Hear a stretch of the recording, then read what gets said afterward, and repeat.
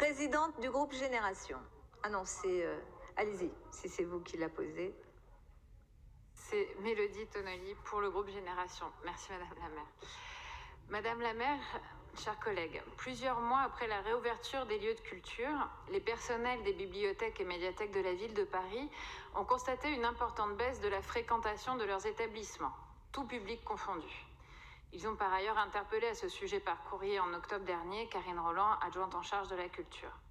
Ainsi, 7 bibliothécaires sur 10 constatent une baisse de la fréquentation par rapport à 2020 dans leur rayon depuis l'instauration du pass sanitaire dans les lieux accueillants du public, selon une enquête menée par l'Association des bibliothécaires de France publiée en octobre dernier. Cette même enquête relève que près de 80% des professionnels constatent une baisse de la fréquentation dans les bibliothèques, en grande partie liée à la demande de présentation du pass sanitaire à l'entrée des bibliothèques et médiathèques.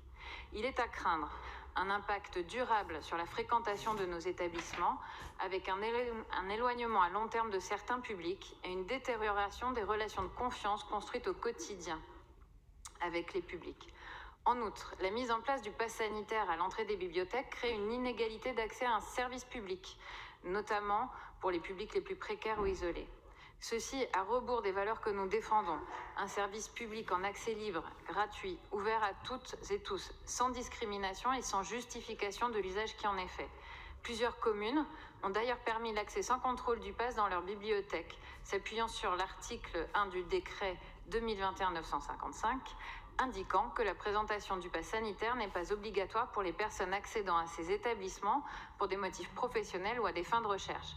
Car les bibliothèques sont des lieux de savoir, tout autant que des lieux de culture et de loisirs.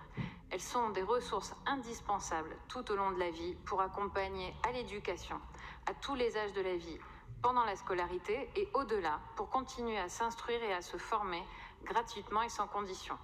Considérant que le contexte sanitaire et les évolutions du virus nous poussent à avoir une réflexion qui intègre sur du long terme l'adaptation et la vie avec le Covid, et qu'il n'y a pas eu à ce jour de contamination avérée au sein des bibliothèques dont l'accès est aussi conditionné aux gestes barrières et au port du masque, les élus Génération souhaiteraient que soient précisées les dispositions envisagées par la ville de Paris pour un meilleur accueil des publics dans les bibliothèques parisiennes, dans le respect du cadre sanitaire, législatif et réglementaire actuellement en vigueur. Merci. Merci à vous, Mélodie Tonnelly, et je donne la parole à Karine Roland pour vous répondre.